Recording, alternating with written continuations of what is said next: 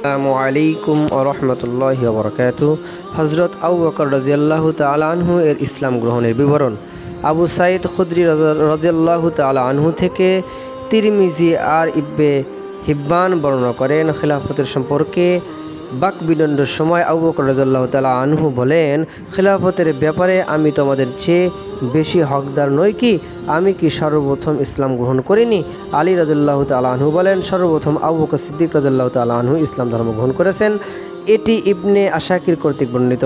জায়েদ বিন আরকাম বলেন, হযরত আবু বকর রাদিয়াল্লাহু তাআলা আনহু সর্বপ্রথম নবী করিম সাল্লাল্লাহু আলাইহি ওয়াসাল্লামের সাথে নামাজ পড়েছেন।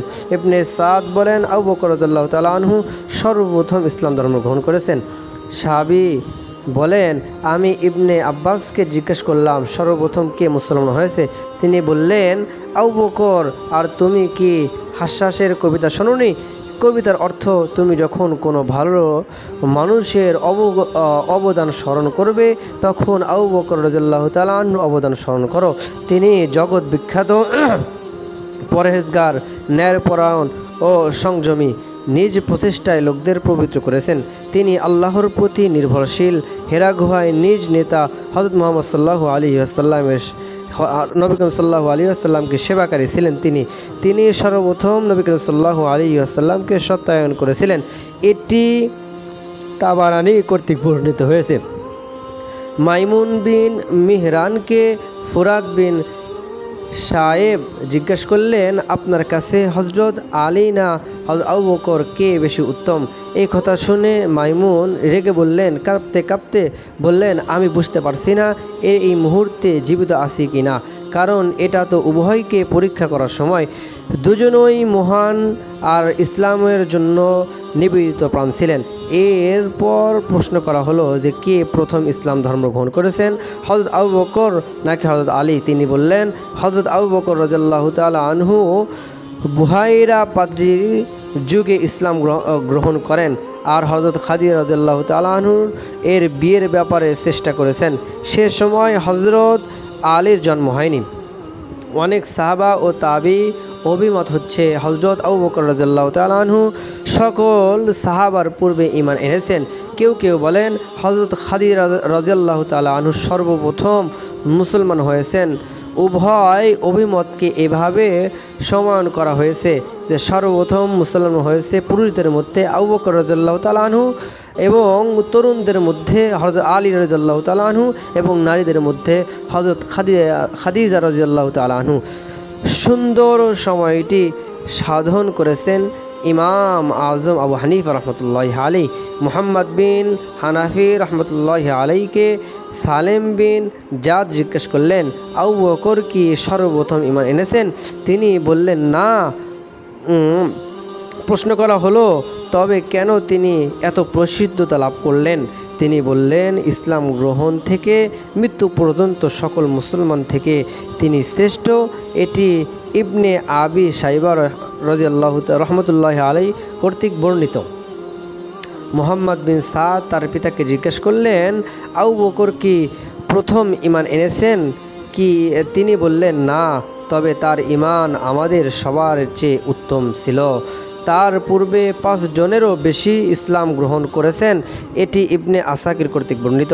ইবনে কাসির রহমতুল্লাহি আলাইহি বলেন, নবী করিম সাল্লাল্লাহু আলাইহি ওয়াসাল্লামের প্রতি সর্বপ্রথম বিশ্বাস স্থাপন করেছেন আহলে বাইয়াত অর্থাৎ উম্মুল মুমিনিন খাদিজাতুল কুবরা, তার গোলাম জায়েদের স্ত্রী উম্মে আইমান, আলী আরওয়াকা। সুতরাং তোমাদের বংশের তার নবী করিম সাল্লাল্লাহু আলাইহি ওয়াসাল্লাম শুভ আগমন ঘটবে। আমি বললাম, তিনি নবী করিম সাল্লাল্লাহু আলাইহি ওয়াসাল্লাম কি শিক্ষা দিবেন? ওয়ারাকা বললেন, তিনি নবী করিম সাল্লাল্লাহু আলাইহি ওয়াসাল্লাম অত্যাচার করতে নিষেধ করবেন।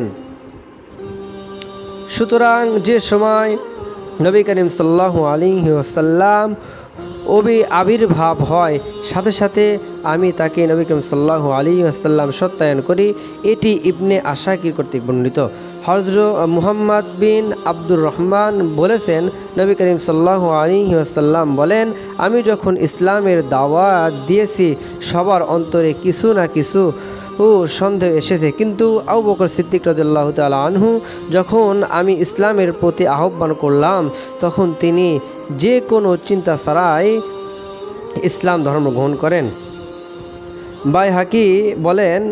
বাইহাকি বলেন আবু বকর সিদ্দিক রাদিয়াল্লাহু তাআলা আনহু নবুয়তের প্রমাণ পাঞ্জাবি ইসলামের দাওয়াত প্রদানের আগেই বুঝতে পেরেছিলেন যে আর তা শোনামাত্র ইসলাম গ্রহণ করেন, কারণ তিনি আগে চিন্তা ভাবনা করেছিলেন যে চিরসত্য হলো প্রত্যেকেই নবী করিম সাল্লাল্লাহু আলাইহি ওয়াসাল্লাম থেকে পালিয়ে গিয়েছিলেন।